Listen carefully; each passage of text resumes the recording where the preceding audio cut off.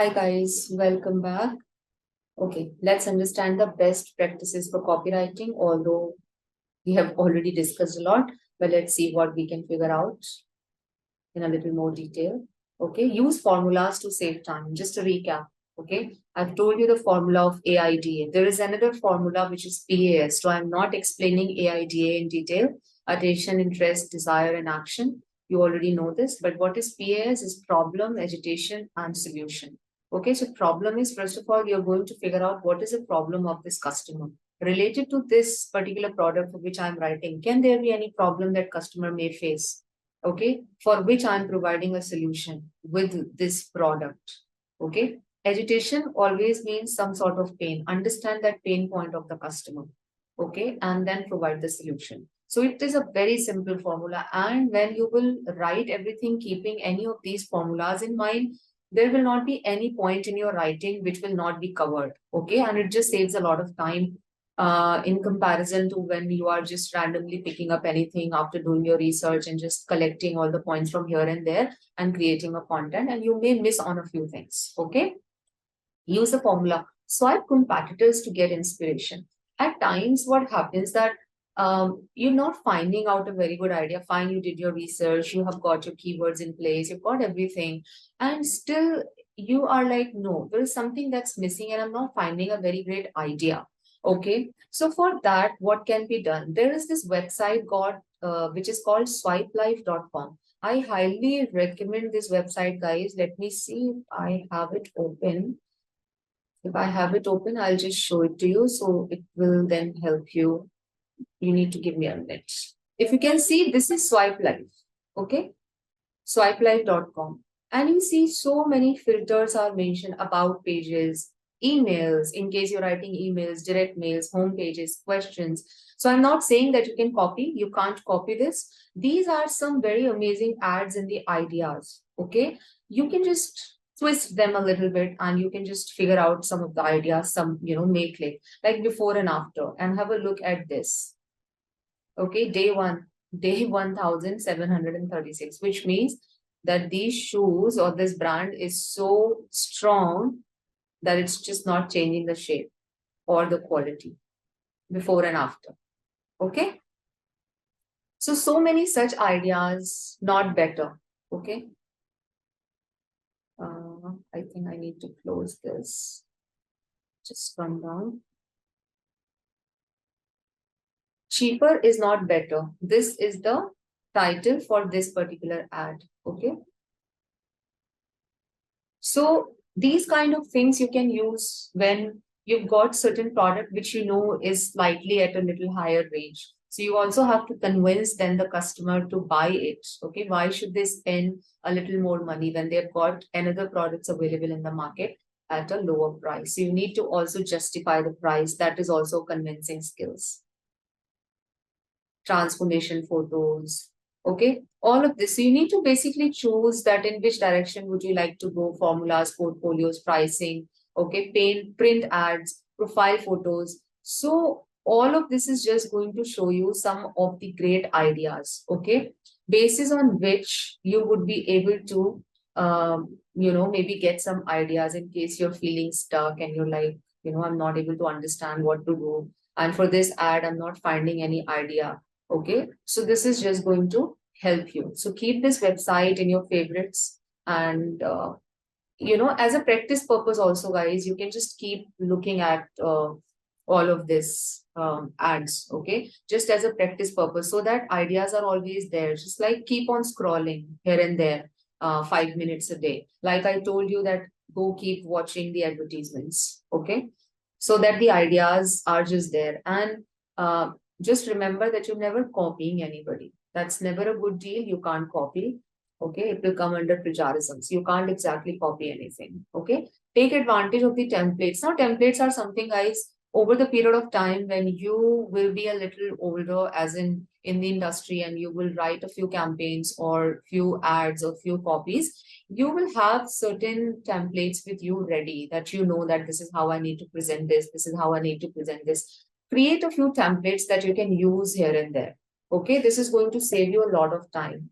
Use calls to action to drive conversions. I've already told you, CTA, call to action. Your call to action should always be relevant to the title of the content. Okay, like you're writing a title, your content is about weight loss. So your CTS should say, if you are selling anything which is related to weight loss, maybe apple cider vinegar or any other health drink which is claiming to, reduce weight for anyone. Okay, so you should just obviously, after describing that product and writing your content, you should use the CTA that to know more, click here, or to go on your weight loss journey, you can click here. And then, once the customer clicks, after reading your content, of course, after you have created that desire in the customer and you've convinced that customer enough that yes, this program is definitely going to give me something different for your first deals, okay, first time deals, just click here and start your weight loss journey. Something like this, a CTA should be very interesting. Okay. Target your customer's pain point. I've explained this in a much deeper detail. Okay. So target your customer's pain point. Yes, always understand their pain, but it doesn't mean that you're using highly emotional language. Highly emotional language does not play really well in copywriting. Okay. Because people at the end of the day somewhere know that it is about selling the product and it involves money. So it may at times backfire. Okay. If you are just showing that you are absolutely upset on something and you're really feeling somebody's pain. No, you just have to point to that pain. That's it. Pointing the pain really just means that you're connecting with the customer and customer knows that this person who is writing this or this brand for which this content is there, this person is understanding what I am going through. And this is something relevant to me. Okay, that's it. So that is called target your customer's pain point. Make your sales copy emotional. Again, another same point. Get rid of those annoying papers. Now, annoying is the word to connect here. Why? Because a girl who is a teenager, 16, 17 years, or maybe elder, but generally, acne starts at this age. It just gets very annoying for her to just manage her face with those acne, wherein that's the age that she wants to look absolutely beautiful. And in fact, he also, but women face this issue a lot in comparison to men.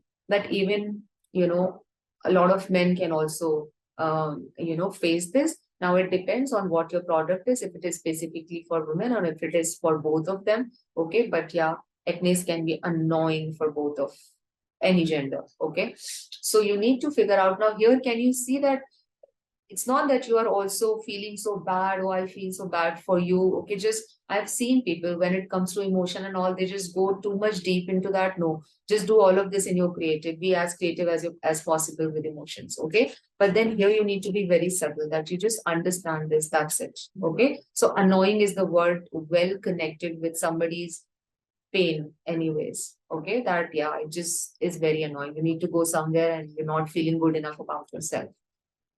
All right, this is how you connect emotionally. Storytelling again. People love reading that specifically in case you're writing for social media. Okay, leverage social proof and build trust and authority. Social proof means testimonies. Okay, any social proofs that you have. So in case you're writing for a coaching institute and you're claiming that your teachers are well experienced and they are carrying the experience in this industry for about 15 years, you give them the proof also. Okay, if you're saying that your students have really scored a very good marks in this coaching in past whatever number of years, please provide the proof for that. Just do not mention anything randomly.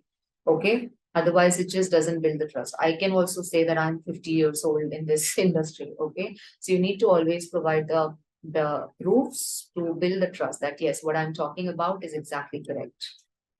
Get feedbacks.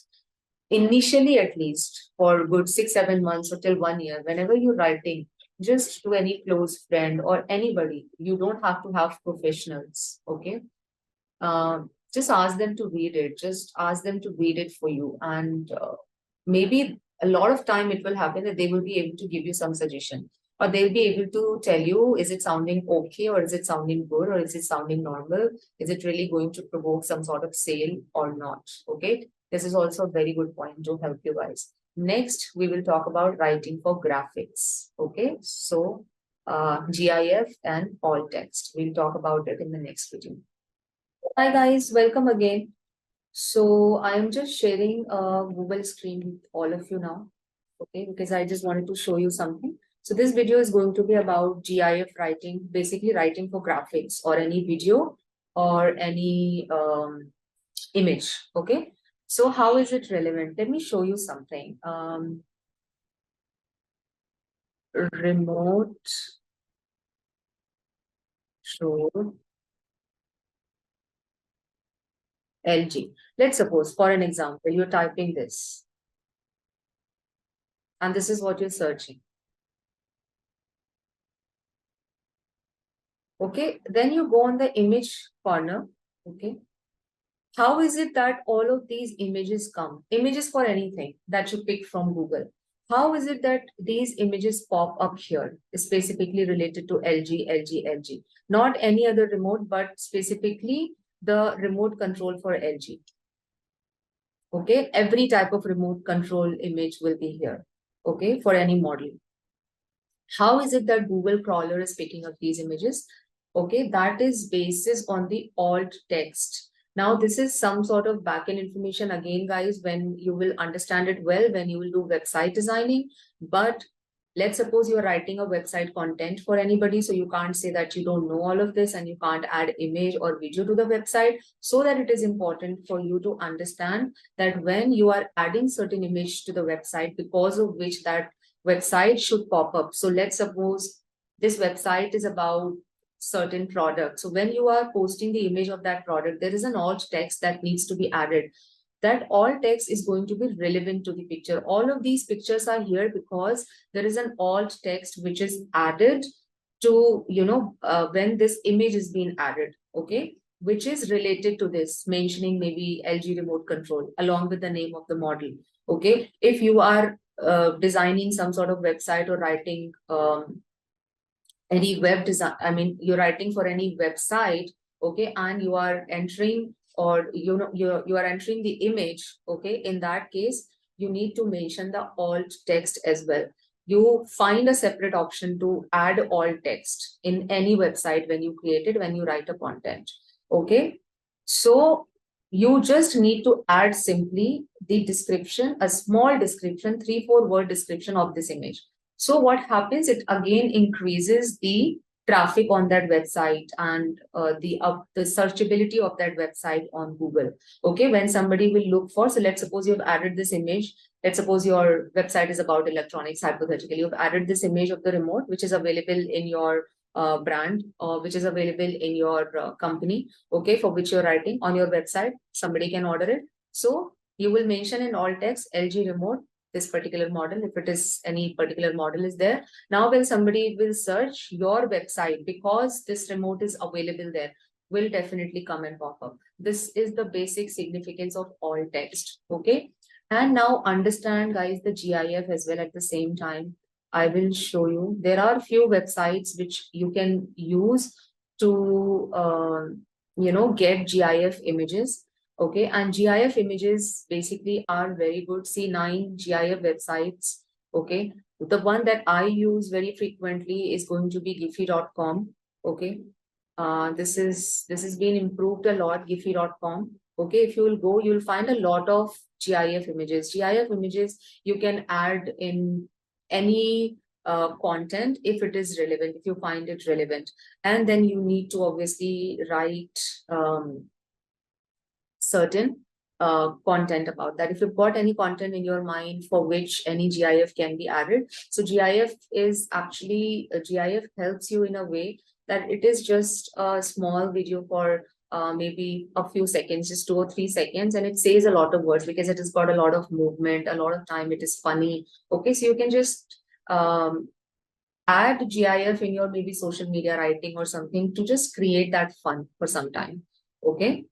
So that is something that you can do, like crying baby GIF. Now here is the thing again. Okay, if you go in images, how is it that, see, this, all of these crying baby images and GIF has come? Okay, that is because of alt text. So when this image was added, okay, in this particular website, the alt text was added that this is crying baby GIF.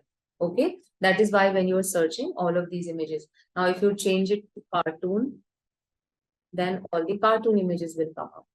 Okay, if you write funny, so on and so forth. This is how any image gets visible on Google, guys.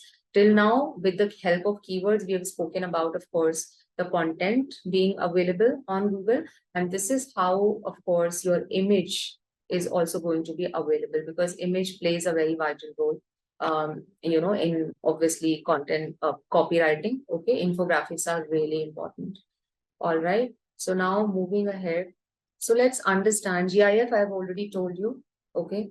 All text I've already told you. So all text are basically a written text for a particular image in a website. Okay. GIF, I've already told you. Now, writing all text for GIF is unique, of course. Any GIF is there and you are writing an all text for it. So GIF showcases lots of movements and changing emotions. Unlike videos, GIFs are only a couple of seconds long and typically only have one big thing happening. There is typically contextual information included in the caption for social media post and allots to what is it in GIF, such as excited, yay, all of these GIFs, you will see that when you are excited for something, let's suppose you're launching something the next day, then you can just post a GIF saying, yay, excited today, because tomorrow is the launch, then tomorrow you will post your product. Okay, so today you did not find anything, you just made people aware about it. Okay, so that is also writing an alt text for GIF. Okay, a few things that you should never use while writing alt text for any GIF or for that any image for that matter. That is, do not use it to demean somebody. Don't use any sarcastic remarks or any such remarks which can create a chaos amongst people. No religious or body shaming sort of a comment should be there in GIF in order to make fun or in order to create that fun. At times we just don't care for this. Just be very responsible with whatever you do. Okay, otherwise you can have a little fun around GIF. Okay, now writing for videos, like videos, which means that YouTube videos. Don't write too long, just finish your videos in maximum, I believe, 5 minutes. If you can do it in 3 minutes, 4 minutes, that's even better. Nobody loves seeing very lengthy videos until videos are very relevant to some sort of studies wherein a whole class is provided in a video on YouTube. Apart from that, if it is only about the presence, okay, if it is only about the presence on YouTube, then create shorter videos and write shorter content for any video. Okay, so a lot of YouTubers, maybe it's not necessary that they are the one to create that content. They have content writers, okay, those who are writing those content, so that they can promote. Because when your video becomes famous on a YouTube, you earn a lot of money. Okay, so a lot of YouTubers, they can afford to have writers for a well-structured content. A lot of time people are talented enough, they can do it, but a lot of time they are not, but they know their things really well. So YouTube content should also be well organized, right? It's not that you're writing anything and doing anything. Okay, because if you see it yourself, you would have seen a lot of YouTubers that you just watch it for a second or so, and then you are like, no, that person is not describing the product really well, and few things are just here and there. So that is why it is important for you to understand that you can also be hired as a writer for the videos. Or else alternatively, it also happens that if you're working for an organization, they can ask you to do anything because you are their employee. So all other organization is trying to launch video content as well on YouTube, so they may ask you to write for their videos. Okay, so make sure that engage their emotions, because here somebody is talking. So talking emotions is of course better. Okay, ask and answer the questions. Okay, answer the question and ask it and then answer it. Okay, because when YouTube videos are there, then there is nobody who's talking. So you just assume that these are the questions related to this topic, and then you are answering those questions. Deliver the content you promise. Always, whenever a video is there, okay, in the beginning, after introducing yourself, you only talk about that this video is going to be about, so you set the agenda. This video is going to be about writing for graphics. This video is going to be about this. Okay, and then you start explaining that how to write. Okay, so make sure that that is done. When you are telling somebody that this video is about this, then it should also be done. Don't forget your call to action. In videos as well, call to action can be there. Yes, YouTube videos are there majorly for to get the subscribers, because YouTube is anyways paying, but YouTube doesn't pay to all the videos. I hope you know that. Okay, so a lot of YouTubers are there, wherein they have got their product list in the description box. Okay, they've got few links on which they are delivering certain, certain sort of coachings and all. Okay, in the description box. So that is also your call to action. Okay, so if you want to now proceed, so how to write a book. Okay, so these are the few pointers. So in a video, you've mentioned these are the few pointers that you should always take care while you're writing a book. For more, go on the description box and buy my course. Okay, to become a full-time writer. Okay, something like that. So it depends on what is your subject, but yeah, that becomes your CTA in a video. Okay, next we are going to talk about staying relevant when you are writing a copy. Hi guys, welcome once again. So now we will talk about staying relevant. Staying relevant simply means that whatever you are writing is relevant to that product for which you are talking about.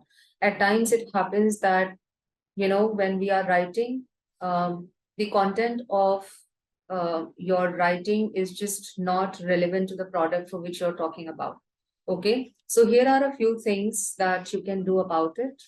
First of all, write something daily. And I think I've already told you about that. Pick a topic and write something daily. There is nothing that is going to save you until you are practicing. Okay, the right practice is the key. Improving any skills come from repeating the actions. All right, on daily basis, pick up any product. And if you want to be so focused only on copywriting, okay, apart from the rest of the knowledge that you want to gain to stay in the market or to make your career in this, please try to do, because that is something that you can learn. Okay, because market is getting changed on daily basis, but there is one thing that you cannot live without. In case you want to be specifically a copywriter and you don't want to write anything else and this is your focus, still pick up any product at your home, any product that you use, any brand that you use, and try to write about that. Okay, just imagine that it's your contract, it's your project, and you're writing about it. So just write that and just be at both the places, because you are a customer as well of that product that you're using, right? So just think that what made you buy that product. Okay, and then write about that product and practice this daily. This will always keep you relevant. This will always, your brain will come in that practice automatically. Okay, wherein you're writing your copy with clarity, and clarity is very important. Don't mess up with things, in the sense that every product, even if they look alike, similar, and the usage also, but there is a reason that why they are actually different, as in why there are two different products in the market. Okay, it seems to be like, let's suppose any skincare product. Okay, and it seems to be that everything, be it serum, be it sunscreen, be it day cream, night cream, the outcome of all of this is the same, which is to obviously take care of your skin. But the benefit of each one of it and the usage and the space of each one of these products are different. Okay, serum is used differently and for different purposes. Sunscreen is used for different purposes. So you need to be very relevant about the product that you're talking about, and you can't mix up things. If you're writing about serum, then you can't talk about that it is going to save you from UVB raises until this serum is containing that. Okay, so this is what we call staying relevant. Talk something that you have to talk, and this is going to make your copy very clear. Okay, and one more thing, don't write it in too many words, because majorly in copywriting, and when you're describing a product, it is always better to be very limited and precise with your words. Okay, you might not get opportunity to write lengthy copies. Okay, list cues as a copywriter. Listing cues. Okay, so listing cues is going to be about, here is your topic or the product. Okay, talk about the most important part. Okay, first, the most important benefit first, and then carry on with the less important topics. Okay.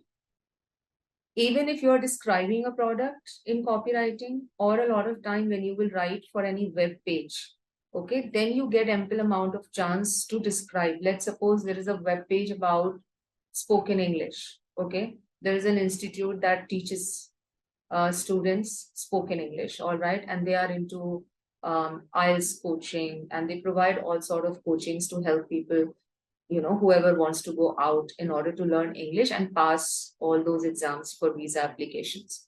Okay. So now you are the one writing for a website for them. Okay. They've got a website.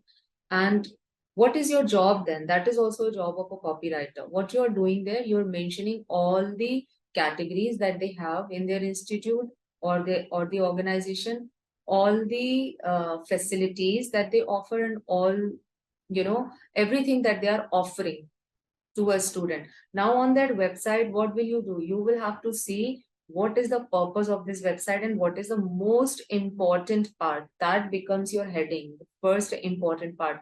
So you need to just research all of it, keep all the facts in front of you, and then create a list of the cues that this is the most important part, because of which the website is going to sustain. Anybody who's going to check this website should know what this website is going to provide. Okay, what all facilities this website offers. That remains your heading. And then comes the subheadings. Okay, so that first heading is called H1 that you put in the website. Okay, and you are going to have only one H1. So heading 1. Okay, and you are going to have only one H1. There cannot be more than one H1 in a website. Okay, so using H1 and H2 header tags, that happens when you are creating a website and you're writing for a website. You need to know that there are headings till 6. So H1, H2, H3 till H6. Okay, but H1 remains the one which is the most important heading, like in every category. Okay, so this is how you need to categorize your content. That what is going to, because people love reading in headings. The website has to be well organized. All right, this is the main heading. Okay, which mostly you will see in any of the websites in bold. And then the subheadings come. Okay, H2, H3, H4. So you need to see what is the most important feature of this website, then, lesser than that, and then lesser than that, or the rest of the things. But what is the most important feature of this website or any product, if that website is selling. So this is how it is important to make a list of all the cues. Okay. Align visual hierarchies with content order, which simply means that nowadays, especially when it is copywriting and it is writing copies for social media is very famous. Okay, infographics is of a lot of importance. So a lot of, in fact, 80% of your content people get to understand just looking at your infographics. So make sure that they are well in place. They are not misplaced, that your visual is something else and you want to say something else. So visual hierarchy means that first, whatever you are explaining, there should be a visual of that. Okay, if you are using 2 or 3 infographics in your content, okay, then you need to place them accordingly. Don't place them all together, that people are confused and they're not able to understand. Whatever you're talking about, just put the visuals accordingly. That is called visual hierarchy. Okay, review the typography and text design. That is, of course, just have a look that, if the spaces, fonts, text size, everything should be well in place. Okay, you can't go wrong with this.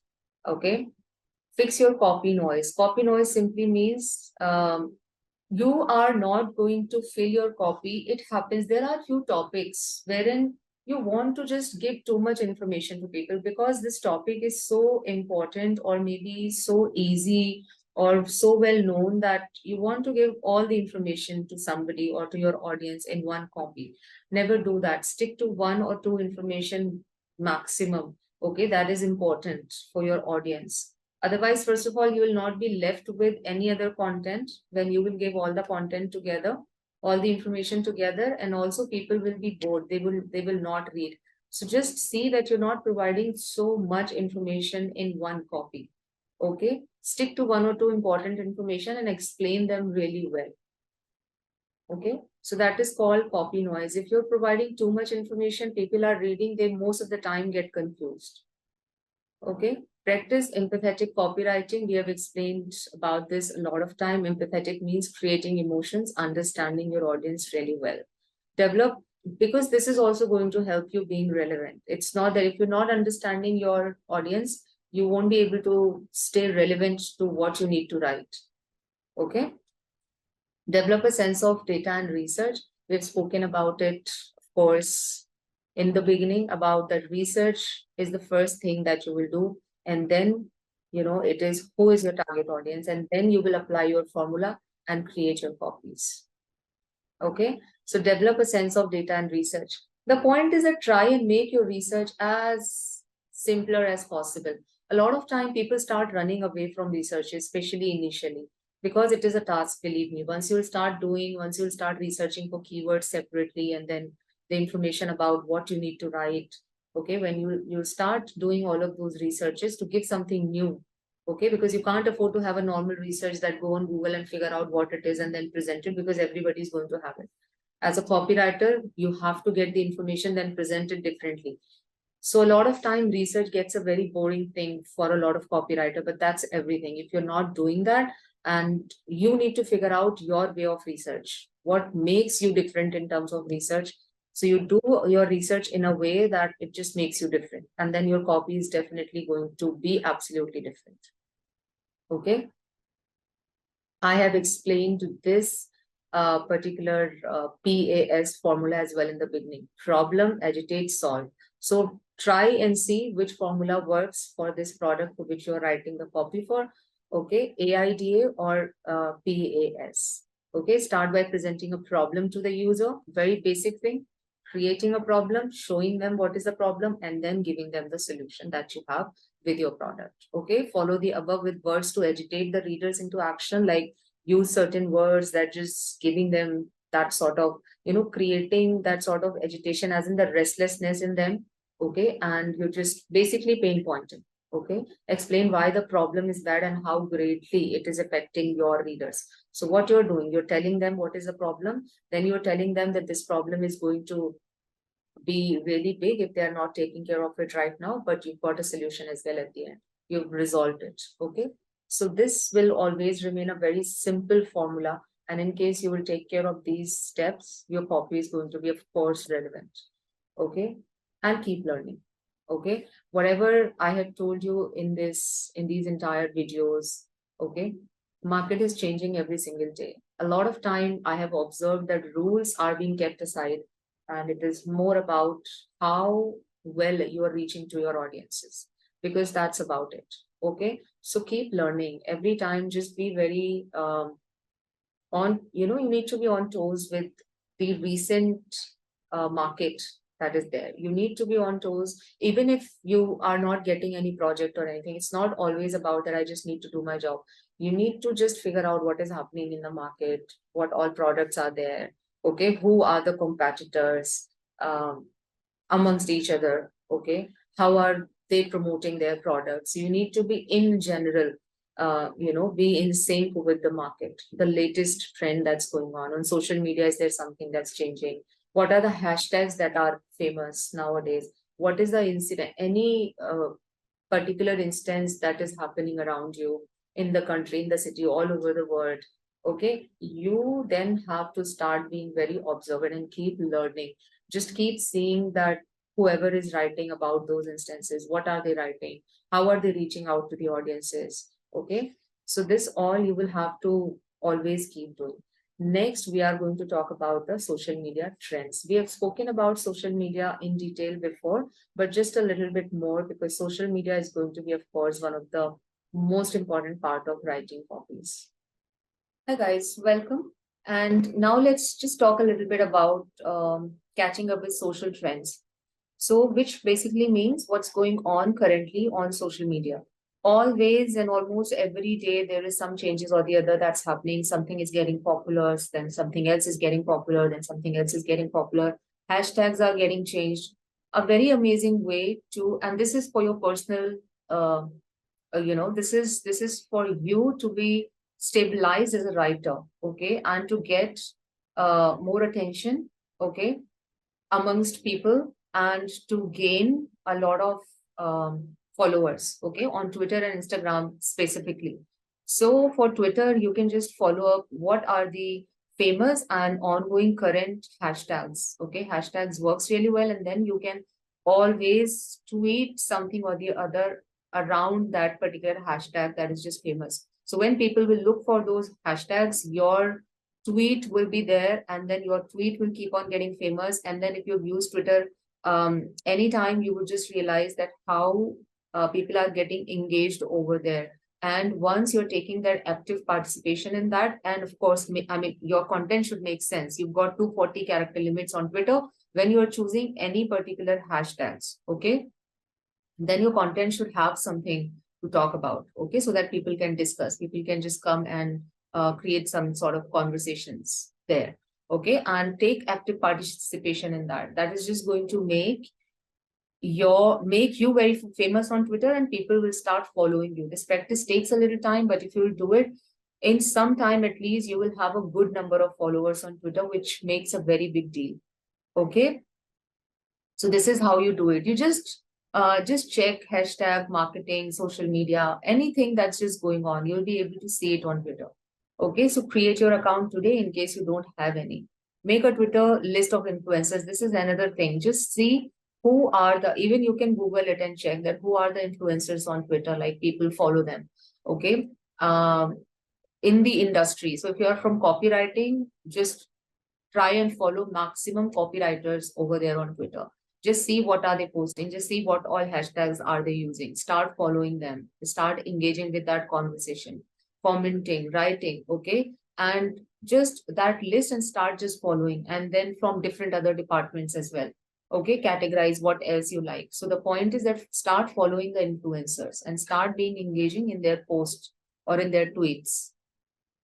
Okay, set up Google alerts. So of course, when you follow somebody, if your phone is on with the notification, then of course you keep on getting notifications as in when somebody posts or tweets anything.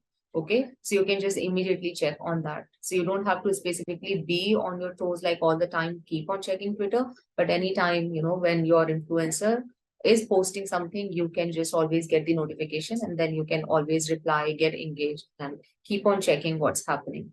Okay, on your Instagram, you can check the Explore tab, and it just shows you what's going on in the market, what's just there, what is happening. Okay, and just check what is getting famous. This is all about keep checking what is getting, trending. Like if you start checking Instagram Reels or YouTube Shorts, every now and then, few of the old songs from movies are getting famous.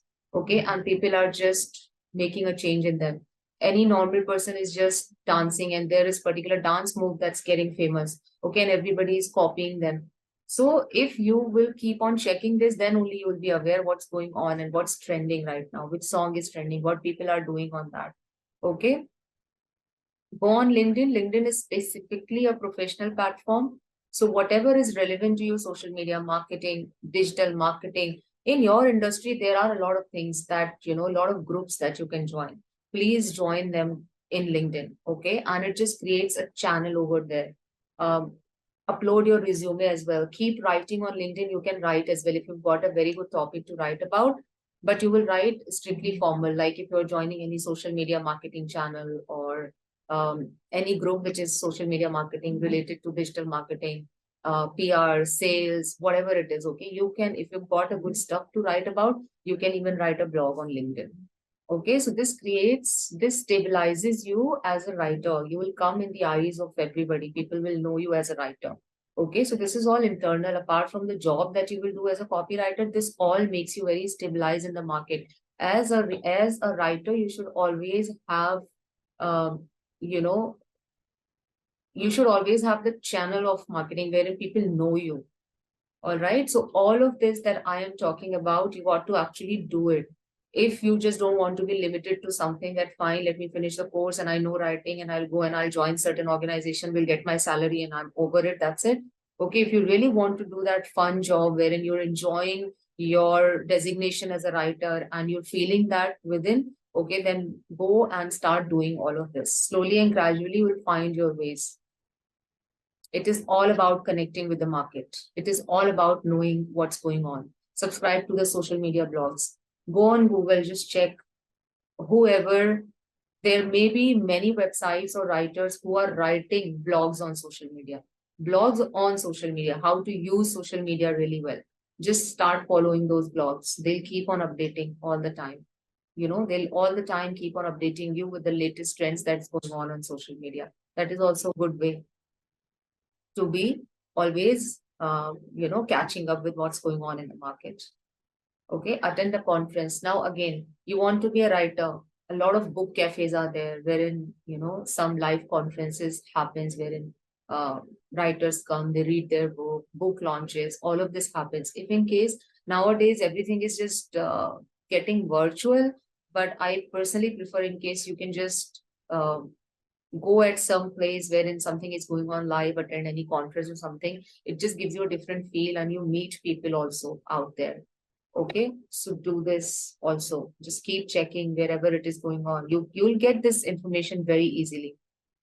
Okay, and next we are going to now talk about getting inspired, which means that how is it that you can keep yourself inspired all the time? Because it's not going to be a smooth road all the time that you'll get everything right in place. And at times it happens that you're absolutely standing at a place that you're not finding any way to come out, and you think that it's just a waste of time and I'm not going to be there and I'm not gonna earn money with this. Okay, what should I do? And I'm never going to be stabilized. Stability is the major concern that people face when they become writer. Okay, they think that it is just not going to be there. Okay, so we'll talk about how is it that you can always inspire yourself. Hi guys, welcome once again. So now we'll talk about getting inspired, as I explained you in the last video. So getting inspired is important in two ways. Okay, one is that at times you feel that you are never going to reach wherever you want to be as a writer, because when you will start your journey, there is a possibility that you might not earn a lot of money. And I understand that money is a concern. Okay, you'll not feel motivated, and money is a motivation. But whatever we have discussed, believe me, it's not a lot of big things that make you something. It is the collection of those small efforts that you take that will take you somewhere. People generally miss on them, like writing daily basis. They'll keep crying and complaining that they're not getting jobs and no, this is not working out.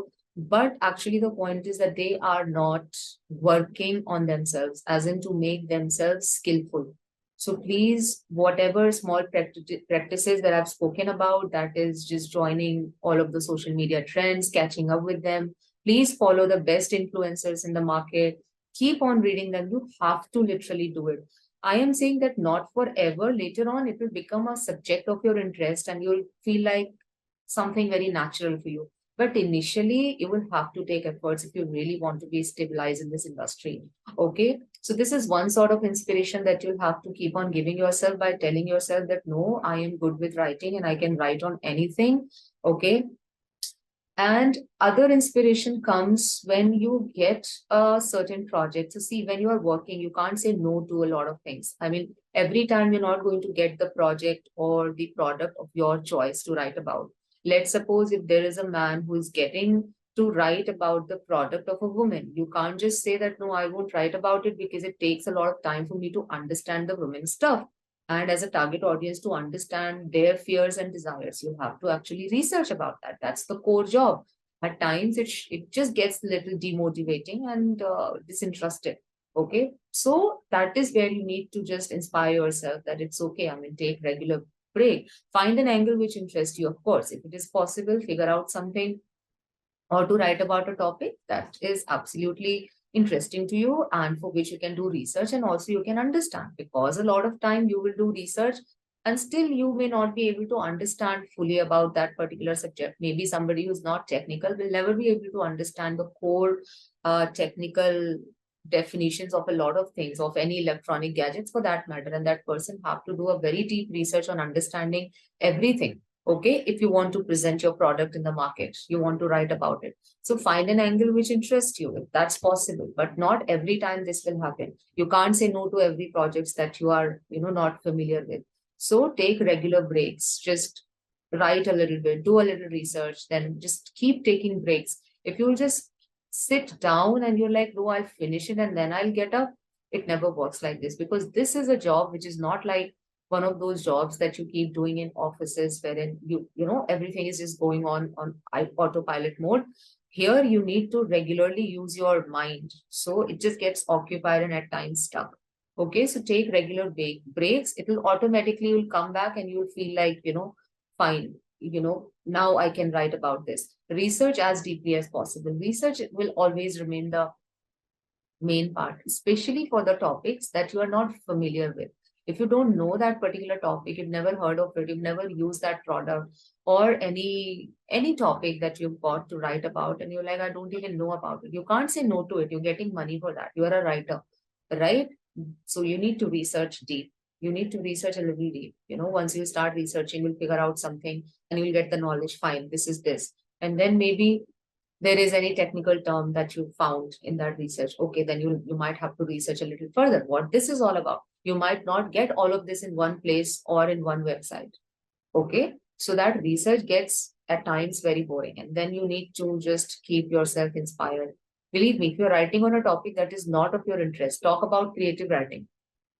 If somebody loves writing romance and you're asking that person that no, you have to write mystery, you have to write mystery, or you have to write horror, that's not that person's genre. Even creative writers can't just write everything, right? If there is somebody who loves writing real time stories, you can't just ask that person to write fiction, or for that matter fantasy. Not everybody can create a fantasy, okay, or a sci-fi writing for that matter. Same goes for copywriting. When you're writing for any market, if that market is not of your interest, then you might just lose interest in even researching, but you can't afford to do that, okay, if you need to really stick to the market.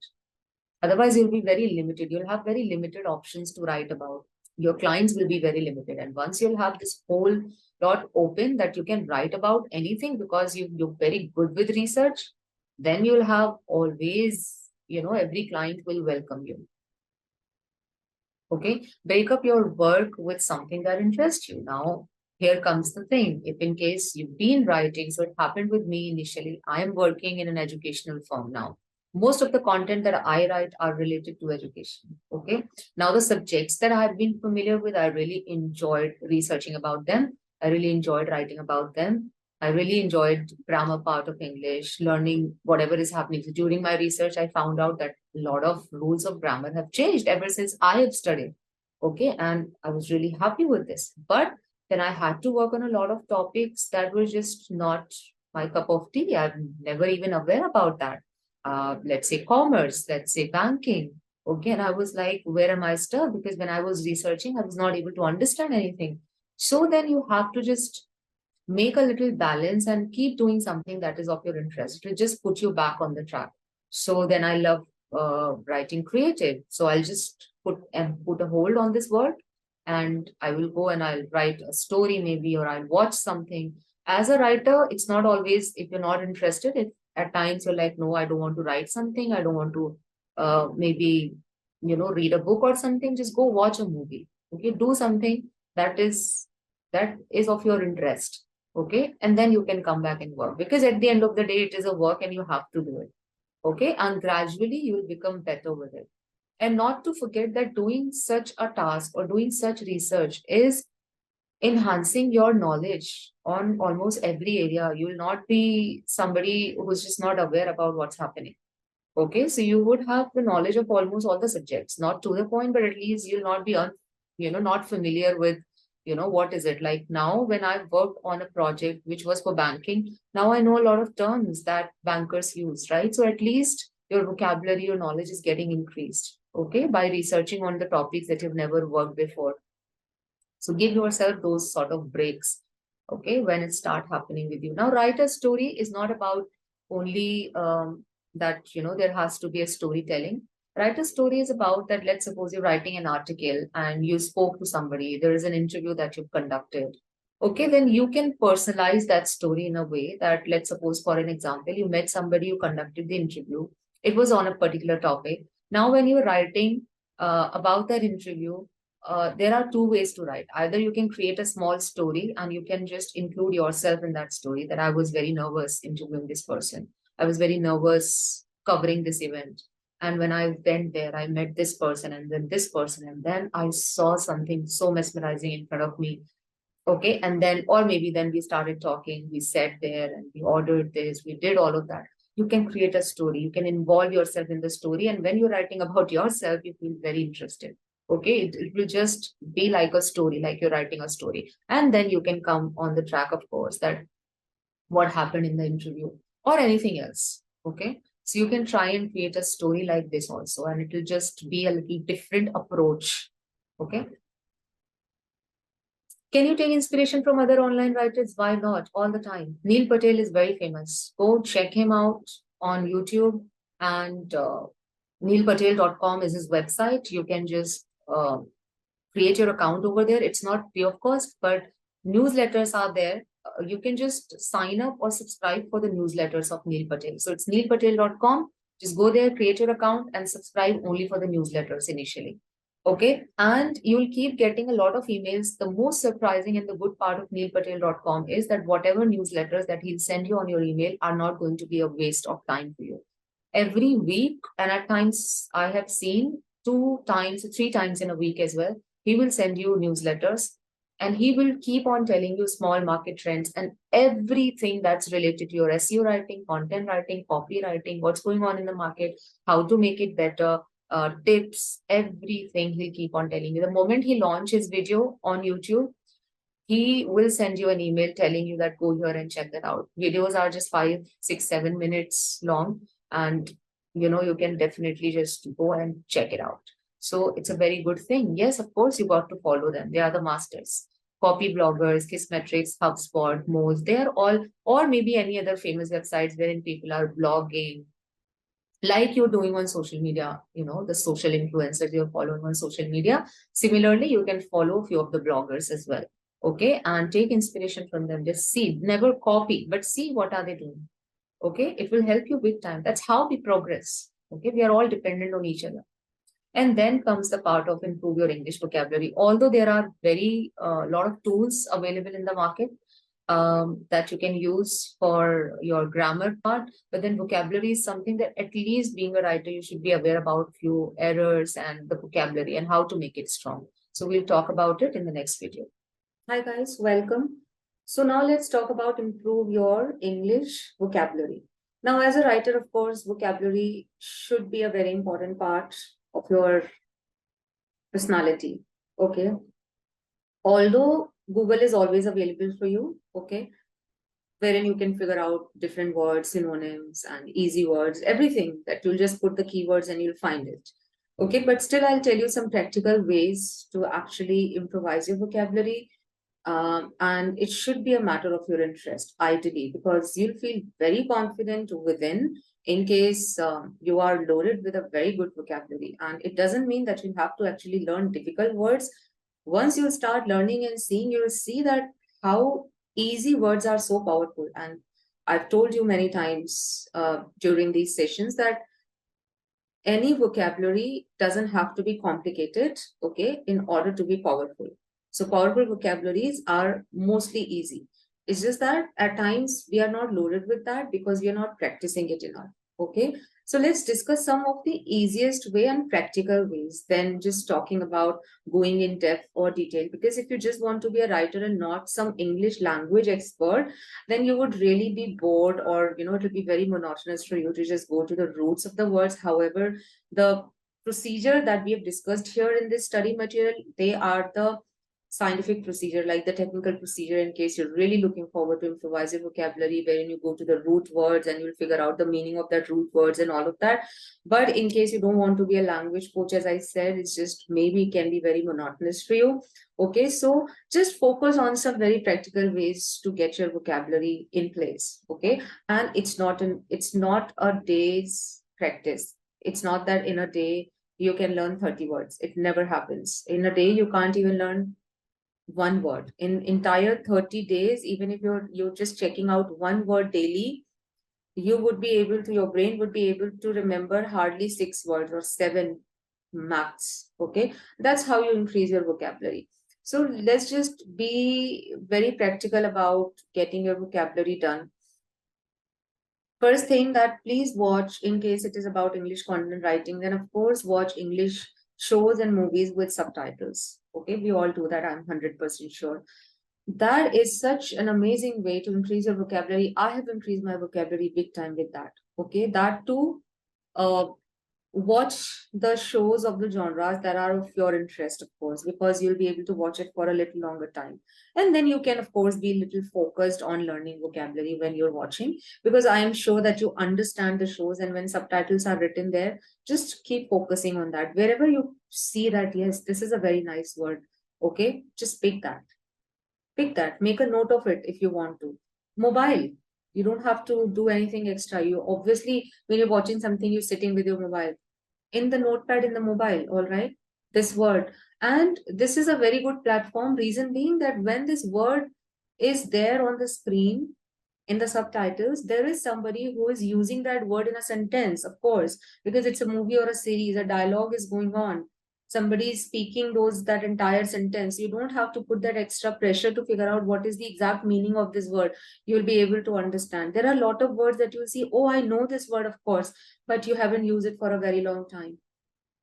Like, and it happens with everybody. Like, a few days back, I was like looking for a word and I was like, I know this word.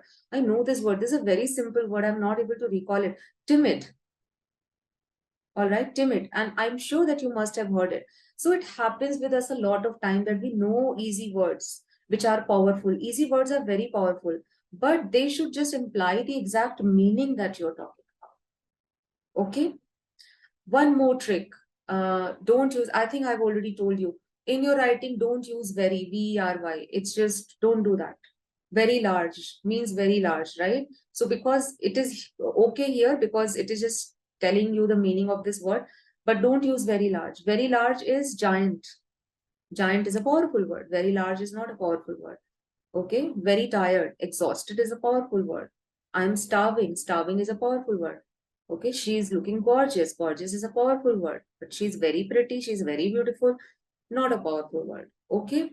So, first thing, watch a series or a movie almost 40 minutes, 30 minutes on daily basis. If in case you're really looking forward to improvise your vocabulary, at least spare 30, 40 minutes to watch one episode. Okay. And be focused on figuring out at least one word or two words out of that. That's it. You'll never forget it. Believe me.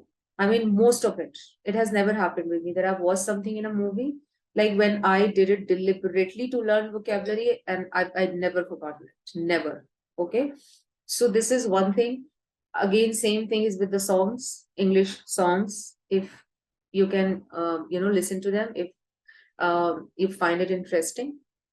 Second is, of course, read books. And I don't know how much you would agree with me on this, but psychologically, I have always seen that the book that you read, like the proper book, the paperback book that you read, you'll remember it much, the vocabulary from that book, in comparison to when you read ebooks. You can check that out. Okay. So please buy a book, keep it with you, also for the purpose that you need to read a book on daily basis, not the whole book, but at least 2 to 3 pages. That's it. 5-10 minutes activity on daily basis in case you're too busy. Don't aim at finishing the whole novel or the book in a day. It's of no use, believe me. In any sense, it just doesn't make any sense. All right. In any way, it's not going to be helpful for you. Yes, I understand that if you are kind of a person who would just love to read books and you're finishing it all together. But if you are really reading a book with the purpose of creating ideas or creating or learning vocabulary, don't finish the whole book in a day. Make it a habit of reading 3 to 4 pages, 5 pages, max to max takes 5 to 10 minutes, enough. But yeah, when you are reading that, you're not occupied with anything else. That's it. And you will see that in that, don't you think that in those 5 pages or 6 pages that you'll read, which will hardly take 10-15 minutes time, you'll be able to figure out at least one word of vocabulary. And again, the same logic applies, that you don't have to look separately at how to use this word and what is the meaning of this word exactly, where all you can use it, it is already there. Okay, so gradually you will see that your vocabulary is improvising. Then there is one application which is nudgeme.com, KNUDGE, nudgeme.com. It is an application you will find, it's an app Just download that application. Okay, it's a game of English vocabulary. You'll find it interesting. Okay, it's just you're playing a game sort of a thing. And also, the best part of Najmi is, so Najmi has also improvised my vocabulary to a limit that it has at least given me 5 to 6 words, to be honest. So how it works that you need to turn on the notification of your phone, of course, for this application, and every day it will send you one word with the meaning and the usage. One word and the meaning and the usage of that word in a sentence. On daily basis, there is one word that will come on your notification. So what I do, I just check that and I read it once and that's it. You don't have to just sit on that and marinate on that particular word that no, I need to learn it. Just you have a look, all right, this is the word, this is the meaning, this is the sentence. What happens now? After 7 days or 8 days time, Najmi will repeat these words again. So now just imagine that a seventh time, eighth time, all of those words are getting repeated. So what happens that anyways your brain will pick them up. Okay. So this is again vocabulary.com is again one of the applications, okay, that you can use in order to improvise your vocabulary. But the best way will always remain the same. Read and write, read and write. When you're reading, your brain is picking up vocabularies, the ideas, and when you are writing, you are practically using it. One another thing, in case you really like a word that you picked up today. So your today's word is whatever. You're like, fine, I love this word, I've heard this word, and this is the word, this is my today's word in my vocabulary list. Okay, try to use that word everywhere possible whenever you're speaking. You will never forget it. That is how you improvise your vocabulary. It's a technical skill, you see. Okay, it's a very technical skill. Gradually it improvises, but if you really like a word, you've learned a word today and you like, use it in every sentence, wherever. Just figure out how can you speak it. Okay, and in your daily writing practice, please use that word anyhow. It doesn't matter because that's just a practice thing. Use it. As much as you will use it, you will see in no time your vocabulary will make you very confident as a writer. It is your tool as a writer, guys. You know why? Because in long term, just think that when you will speak, your vocabulary matters because you're talking also, right? When you don't have words to talk, it just will not create a very good impression. You can't just say, oh, I'm a very good writer, I write very well, I research very well, but my vocabulary is very poor. You can't just carry on with that. But it is not a hindrance in case you've never focused on your vocabulary, but you can just start it from today, please. Okay, don't just underestimate it that it's okay. I've got a lot of applications, I've got grammarly.com and I've got Google available, so I'll be able to figure out. Yes, you can, but it won't take you anywhere in a long run, believe me, in case you're looking forward to be a good writer. Okay, your personality should talk, isn't it?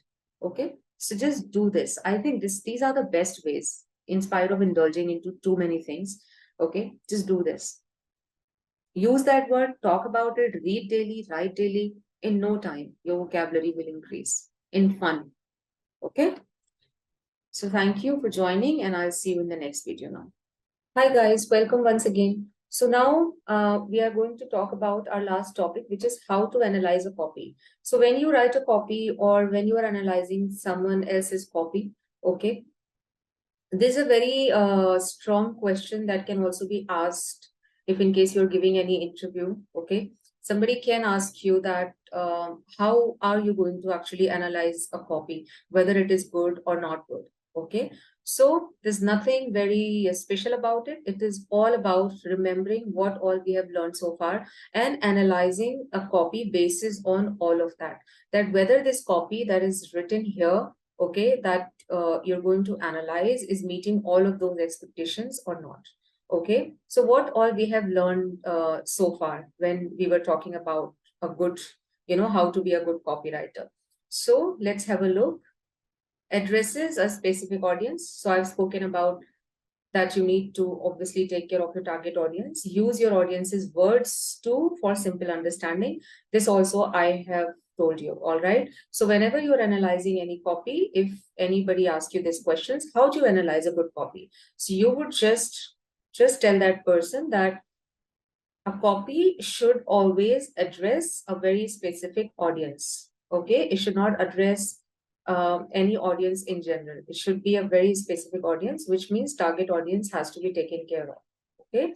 Order a unique, offers a unique benefit or promise. Okay, gives strong proof, calls the reader to take an action, is tested and tweaked over time to improve results, which means that if you're talking about, let's suppose, any technology, skincare, anything, okay, it is changing on everyday basis. Skincare is also changing on everyday basis. Okay, the beauty standards are changing on an everyday basis, the fitness standards are changing on everyday basis. So if the copy which is written is matching to that or not, because I tell you what, a lot of time it happens that during the research you get some old information, okay, something that used to happen maybe 6 months ago, and market is rapidly changing. So in your research, you need to take care that whatever information you are collecting, whether it is related to fitness or anything else, this should be a recent information. Or you should at least check that if recently there is any changes that has happened in the people's liking or not. Okay. So this is how you are going to judge a copy. You're going to analyze a copy. Be interesting enough to be read. So I've already told you that you need to write it in the form of a storytelling and not in the form of a sales copy, in the sense that it is only salesy and salesy. So you will read it and you can easily figure out if it is not talking about any storytelling or any benefits, but just forcing the target audience to buy your product somehow without providing them any proofs of what you are claiming about this product is even correct or not. Okay, empathize with agitation. So if in case you are writing about a product wherein customer can have a very big fear or desire, or customer may be very stressed about, okay, so are you empathizing with that or not? Okay, be clear while providing a solution. And then of course, so this is about the same formula that we were speaking about in the last video, which is PAS. So you need to see whether a copy is following AIDA or PAS, any one of these formulas at least. Okay, that is how you analyze a copy. So if a common question is asked, how do you write a good copy? Same thing. How do you analyze that the copy which is written is good? Okay, so you can just simply mention these points. These are the pointers basis on which your copy will be analyzed. Even when you will write, this is how a client is going to analyze a copy. Okay. Don't write assemble. Now the point here is that when you write a copy, generally it is also called that we are assembling a copy. We don't write a copy, we assemble a copy.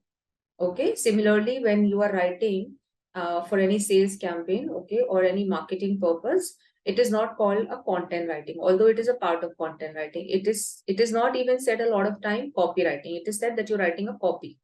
Okay, so if somebody says that can you write a copy, which means that person is asking, can you write a content writing which is related to, can you do a content writing which is related to obviously selling, okay, or which is for marketing purpose. You say that I write a copy, okay, and the copy is always assembled.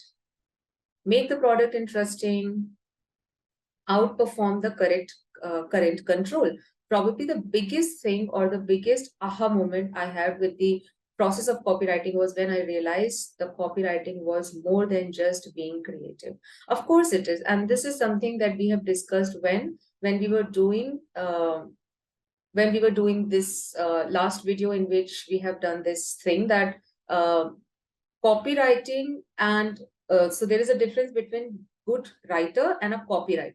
Okay, so yes, good writer can be creative, can create a very good story, but a copywriter's responsibility is more than that, because a copywriter has to be creative, and at the same time a copywriter also have to uh, write it in such a way to convince the customer. So without copywriter, nothing can be, at least in the digital marketing world or e-commerce marketing or online business, nothing can be sold out. Like, how would it reach to the customer? So all the products will be just a waste in case they don't have a good copywriter to sell their product or to talk about their product to make it so attractive for the people. Okay, know your prospect. Your job is not to write a copy. Your job is to know your visitors, customers, prospects so well you understand the situation they are in right now, where they'd like to be, and exactly how your solution can and will get them to their ideal self. Okay, so this is again talking about understanding your target audience really well, to understand in which situation they are, what are they dealing right now, how is it that you are going to help them exactly to come out of that situation, and once they are out of that situation, where can they reach? It can be used majority of cases in any coaching classes. Okay. So kids are scared when they are, passed out from 12th and all, and they want to reach somewhere in such a competitive world. They're scared about their careers or what would happen with them. How would they ever be able to compete with this world in order to make their place? Okay. So we're going to pick up this fear. Okay. And we're going to talk about that. Then the solution that in our coaching institute, you would get all the solution, and in a very easy manner you will be able to study without any fear, and your career is going to be secure, because everybody is insecure or in fear because of what will happen in the future. Okay, so you need to just see that where is it that this particular audience wants to reach, wants to be a doctor, wants to be an engineer, wants to crack UPSC or anything. Okay, so you are just going to show them that dream through what you are writing. Okay, create a mood in your reader. This is simply about writing a story, or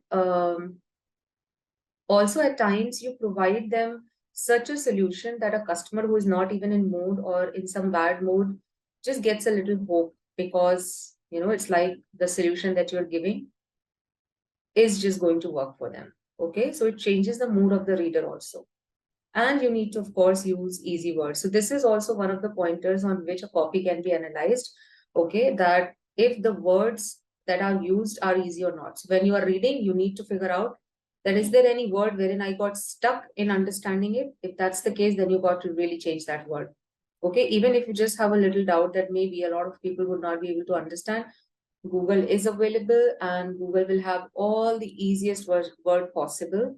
Okay, and if possible, you got to change the sentence in case you're not finding a very appropriate word for that, then please do that, but don't use difficult words. Choose the most relevant topic for your audience. Okay, now this is about, of course, when you are writing for your own page. Then, of course, like when you want to get an audience for your own Insta page, Twitter page. That is when, of course, majority of cases you will talk about the topic which is more relevant to the audience. Also, you may talk about the topic wherein majority of audience can participate. Okay, listen to people in your audience, customers and customer facing employees, perform buyer persona research to gain insight into the customer. Buyer persona is again the same thing, guys. If somebody asks you, buyer persona is a technical term to know your audience. Okay, so what is a buyer persona? Buyer persona is just to know. So it is a persona of the buyer. Who is a buyer? Of course, your customer or the audience. So it is to just deeply analyze what your customer wants at this age group, for this gender, okay, in regards to this product, what is it that this customer is looking for? Okay, and also at times very deeply we kind of research about the financial status of that person also. I mean, of course, if you want to buy BMW, and if there is somebody who is just earning 30,000 rupees a month, or maybe a mediocre range salary, you can't just offer that person to, or push that person beyond limits to buy a BMW, right? So this just helps you, not, it is not about judging somebody, but it is just going to help you to understand that where is it that you can push and where is it that you cannot push. Okay, monitor social media to see which topic provokes interest and interaction. This is in general keeping a track on social media. We have discussed about it enough in the social media session, that always follow all the pages which are interesting, follow the pages of big brands, and keep checking the interest of people. Okay, how are they reacting, how would they interact, how are all of the social media teams of big brands they are performing on social media. If you don't have a clear company message, then that can be expressed in 7 seconds. Okay, you need to create a message map. So if you are writing a copy for any particular company, every company has got a message, which is majority of cases called a tagline. Every brand has got a tagline. Okay, and you would observe that all the taglines are majority of cases are of just a few words. Okay, and that define, like Garnier has got, I think, take care, just 2 words, right? Take care. Or Lakme has got, because you're worth it. Okay, so no matter about which product that they are writing a copy about, or whatever product that they are they are launching, they at the end of every advertisement or at the end of every copy, they would definitely say, because you are worth it. Okay, so because you're worth this product, you're worth this beauty, you're worth to get this beauty that I'm talking about, you're worth to get these benefits that I'm talking about. So every company has got it. In case by any chance you're writing for any brand which just doesn't have any message, then you may also create that. Okay, that is also a job of a copywriter. And every copy of yours, in case your brand has got a message for the company, it should just reflect that. Okay, effective copy is simple, using short words, short sentences, short paragraphs, increases the readability of the text. Okay, don't talk over your audience's head. Some websites are written in such complex languages that 99 out of 100 people cannot read and comprehend the copy. Okay, this also we have discussed in detail, that although website designing is not your job, but it can be a next step for you after you are kind of good with copywriting, that you may learn how to design a website by, of course, learning a website designing. And then, of course, writing for website. Writing for website is absolutely different than writing for SEO and writing for social media. When you're writing for website, you need to be so careful of the fact that audience should not struggle in figuring out or finding out anything on that website. Okay, so writing on a website is going to be a lot different thing. It should not have a complex, not the language, but everything should be well aligned, well organized. Okay. I have told you about headlines as well. Headlines are really important. Ensure your copy is easy to scan. And a very easy way is that we have discussed in the last video or the previous video is this, that first of all, whatever research that you've done around that topic, figure out what's going to be your headline, what's going to be your important headline, the first headline, which is going to tell the audience what this content is all about. Okay, and that headline, the important headline, will always remain one headline. There cannot be 10,000 important headlines in your content. One headline, which is the most important headline, H1. In case you're writing it for website, it is called H1, the most important headline. But if you're writing it for SEO also, or generally, okay, there has to be first headline that you need to figure out what's the most important message in this copy. Okay, and then the rest of the headlines follows later. You can call them subheading. Okay, but the most important headline should be at the top. Reading that headline, customers should able to understand that yes, this content is about this. Okay, that is how you make your copy easy to scan. Now, what is the meaning of scan? Just keep yourself at the place of a customer. When you get anything on your mobile phone and you check that out and you're scrolling, and just suddenly you stop somewhere, of course, because that content somehow, because of the heading, you think that this is something that, I would want to know about. Okay, and you just click that. Do you read that entire copy word by word? You just scan it. And the moment you see long, lengthy paragraphs, you'll just come out of it. You'll not even read. Otherwise, you just scan it. Scan it like reading at a glance, just the headings. All right, easiest way to reduce weight at home. All right, use stairs instead of lift. You'll not read what's written, the description of this heading. You'll not read that. You'll just read the bullet pointers. All right, this. All right, I already follow this one. I already follow this one. Oh yeah, this is a good point. Maybe you'll read that if the point is something new. And that is how you just scan a copy. You never read it one by one, like each word. Okay, so ensure your copy is good to scan. If your copy doesn't have anything to scan, customer will not read it. Believe me, I don't read. I've never read any copy, okay, which just have lengthy paragraphs, one paragraph and the other paragraph, and there's no heading, no bullet points, nothing. I never read it. You also won't do it. People don't have time. Understandability, likability, depth, and emotion. Again, almost the same thing, but of course, you need to understand that your copy is absolutely understandable by the audience, okay, and it is likable, and it is, the research is done in a lot detail, okay, and of course, it's just connecting with the customer emotionally, okay. Readability score. Believe it or not, it is possible to assess how easily readable your article is. Your writing should be understood by the vast majority of your audience. It's possible to write simply about complex topic. Now, here is the catch. You can write simply about simple topics, of course. For that matter, weight loss and skincare. I'm sorry that I talk about it a lot, but these are the easiest topic that you'll find even when you'll become a copywriter. Until you're picking up some different stream, which is technical writer or something, you'll find these a lot nowadays. Okay. And these are the simple topic to talk about. So you will find easy words and sentences or vocabulary to write about it. But what about complex topics?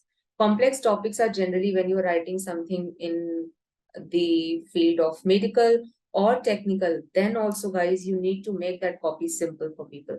If there is any technical jargons are the word which are specifically used in a particular industry only. They're not known by the rest of the people. They are used in the particular industry.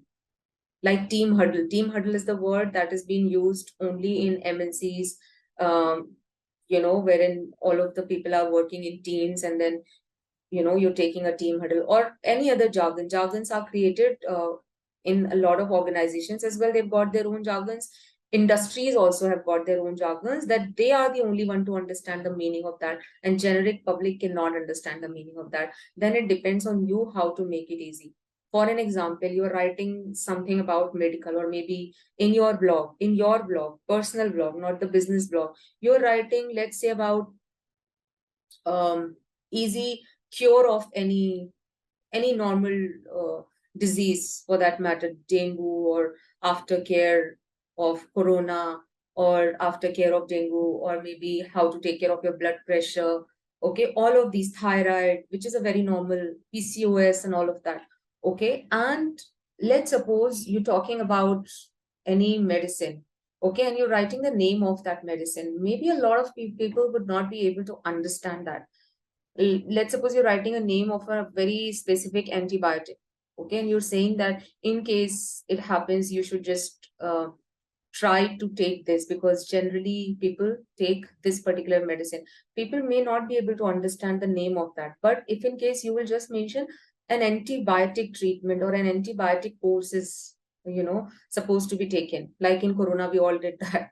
Okay, for whatever 10 days we had to be on paracetamol, which is an antibiotic. Similarly, there are a lot of antibiotics which are there for specific usage. Okay, so if you're talking about the name, the technical name or the medical name of that medicine, maybe generic public will not be able to understand in your blog.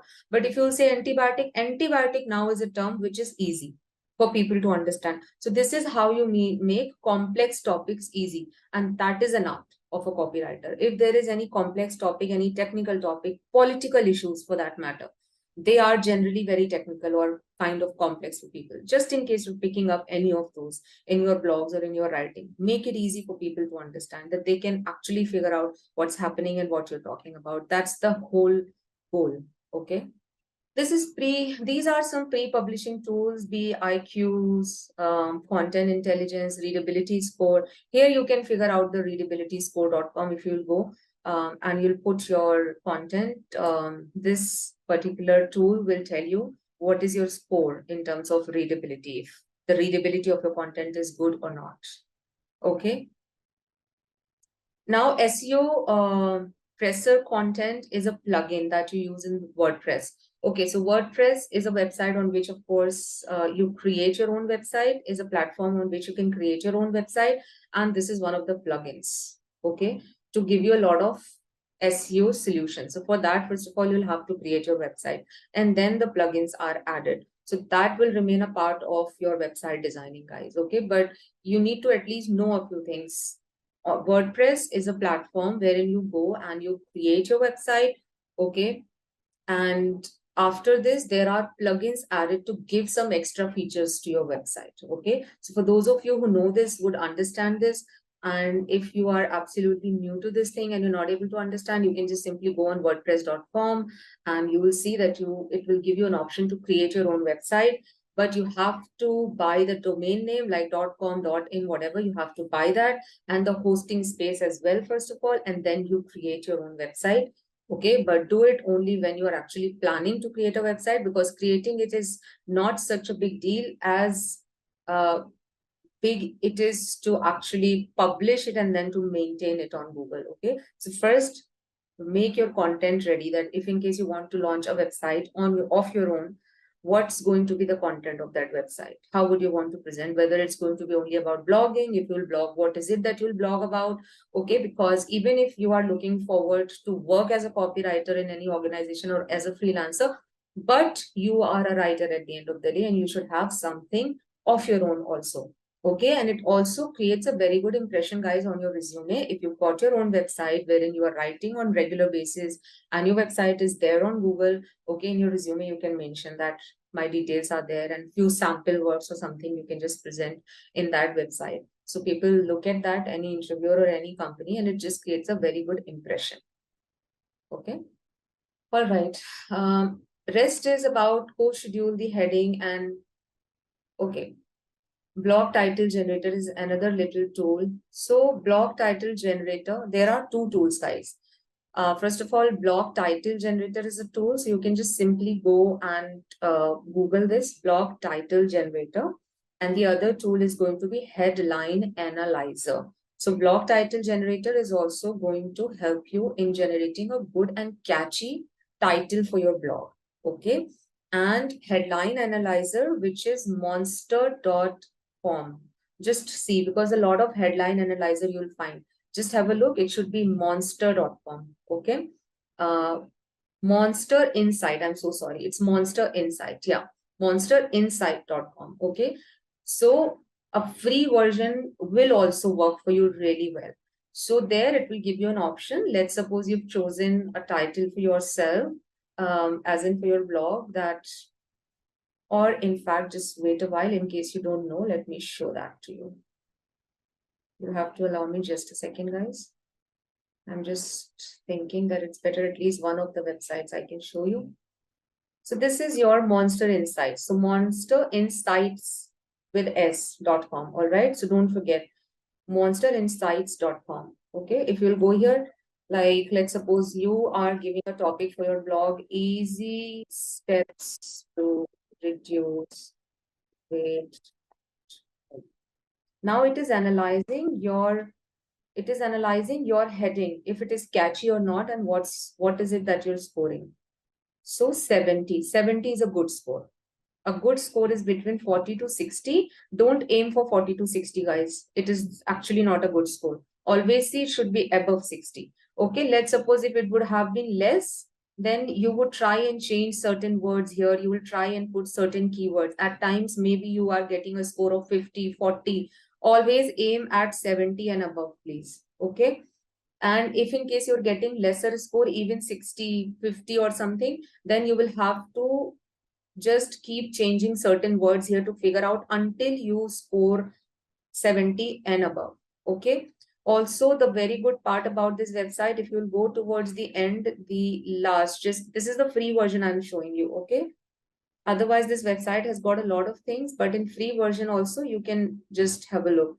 At the end of the page, you will find power words to use in your copy, emotional words to use in your copy. So they've got this whole collection of power words, emotional words, and uncommon words. You can make a note of it, and wherever you think, as per the topic, of course, it is feasible, please use it. Okay. So this is one of the websites, guys. This is really going to help you big time in order to create good headlines wherever you want to, and just to check if the headline is really catchy or not. All right. So this is one of the website, and the other one I have already given you, right? Which is blog title generator. So similarly, blog title generator also works. Okay, but this one is like more easy to understand.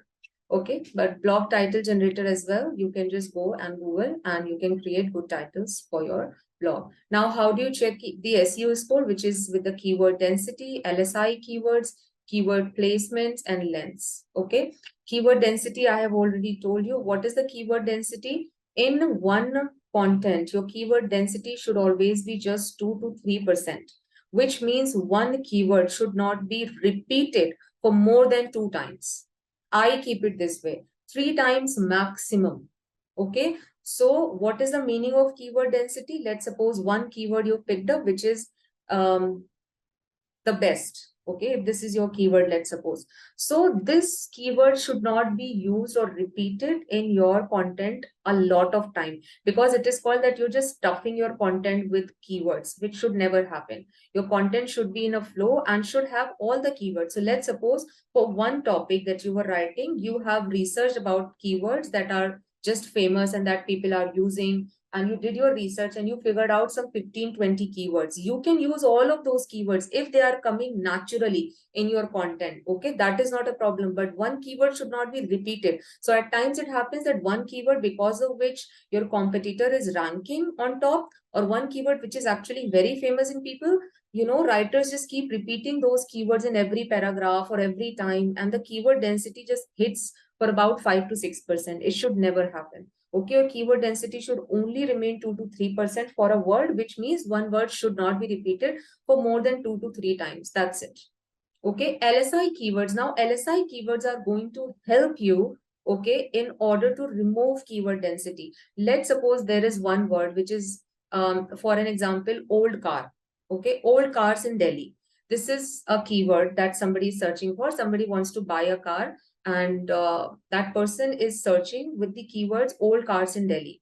Now, you are the one to write on this topic, old cars in Delhi. Okay, now, when you're writing on this topic, because the topic is about old car, you tend to maybe use old car over and over again in your. Now, old car is a keyword, right? Now, because the topic is such that when you will start writing, and you will figure out different places or the stores wherein old car, are being, they are the people who are selling old cars in Delhi. You will figure out all of those places, the stores, and you will talk about it, that which one is good or which one is not good. Okay, the word old car will come over and over and over, right? Because it is very natural. Now, the point is, if it is possible, please change that with LSI keywords. LSI keywords are, the keywords are different, but implies the same meaning. So just see that, fine, in this content, old car is just getting repeated a lot of time. Can I change this with any LSI keyword if possible? But it doesn't mean that when you are picking up the LSI keywords, they should not be difficult words. Now, for an example, again, old car. Can I change it with old vehicle? Car can be changed with vehicle. Or second-hand vehicle, or second-hand car, or used car, pre-used car. Okay, all of these words are implying the same meaning, right? That the car is old, or the car is used, or the second-hand car, or the second-hand vehicle.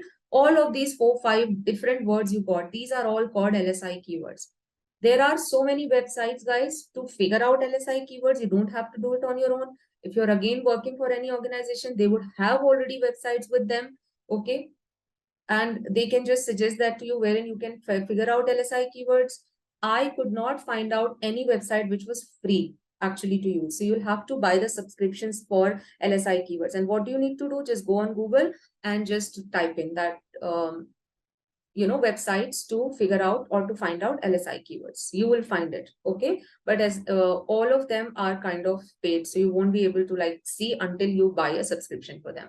But this is what LSI keywords are for. Okay, so they are to replace and to kind of reduce your keyword density, just in case one keyword is just getting overused in a content and the keyword density is just getting increased. Then you need to always see that how is it that I can use LSI keywords in the place of this particular keyword which is getting repeated. Okay, and that is what keyword placement is. Now, keyword placement, guys, simply means let's suppose you've got 4 paragraphs in your content, and in one paragraph you have put all the 15 keywords that you've researched. Rest 3 are empty. No.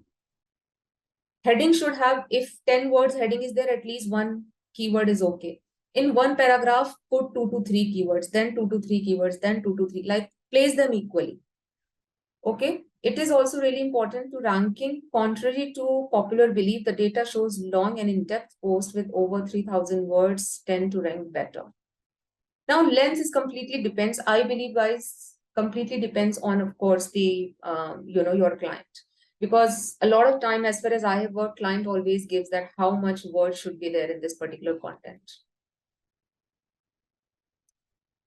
Now, what happens after the publishing? I have told you how to check how to take care of the traffic. Okay, how are you going to figure out from where is it that this particular website is getting traffic. Okay, so you will check if it is your website, if you're getting the right traffic or not, how can you increase the traffic on your website, all of this. But you will do it only when you've got your own website. But when you're working for somebody as a copywriter, you don't really check if the traffic, because that's the job of the marketing team completely, to have a look of that if their website is getting traffic or not, and how to increase the traffic. Your job is going to be, of course, writing a copy wherein the people are getting attracted and the website is getting more traffic. But actually, how is it performing and all, that whole performance report will be given to you. The traffic is going low, the traffic is okay. So that is how. And the moment traffic just starts kind of lowering down, the copywriter's job is to, of course, then just goes on your toes and start writing something to actually get the best traffic possible for your website. Okay. See, it's clearly mentioned, while one single post is not going to, no one single post is going to transform your traffic forever. Every blog post will contribute, right? So it's not that only one post you've written, which was amazing, and you've got a lot of traffic and people have started just following you, and then you're vanished. And the rest of the blogs are just not making sense, which is why it is a thing that constantly you have to keep on progressing in terms of your skill set. Okay, taking care of organic traffic, referral traffic, direct traffic. I'm so sorry, but I'm not repeating it because we have already discussed this in our previous videos. What is organic traffic, referral traffic, direct traffic? And from semrush.com or similarweb.com, you can easily figure out that how your website is performing. If it is your own website, then Google Analytics is a tool with which you will check how your website is performing. For the rest of the website, it is similarweb.com and semrush.com, with which you can just figure out if the traffic is organic, for your competitor, referral, direct, how are they getting it? We have done this research on Nykaa.com. Okay. Similarly, see, it is Google Analytics also, traffic sources, keyword searches, unique visitors. Who are your unique visitors? Google Analytics will also show you that few visitors are visiting at what time of in the whole day your page is getting visited the most. Okay. So each and every detail of how your page is performing, how your website is actually performing on Google will be shown to you. It's a complete report card, a Google Analytics. We have spoken a lot about social media shares, comments, and feedbacks. We have also spoken about this. All right, guys, so this will all be about analyzing your copy.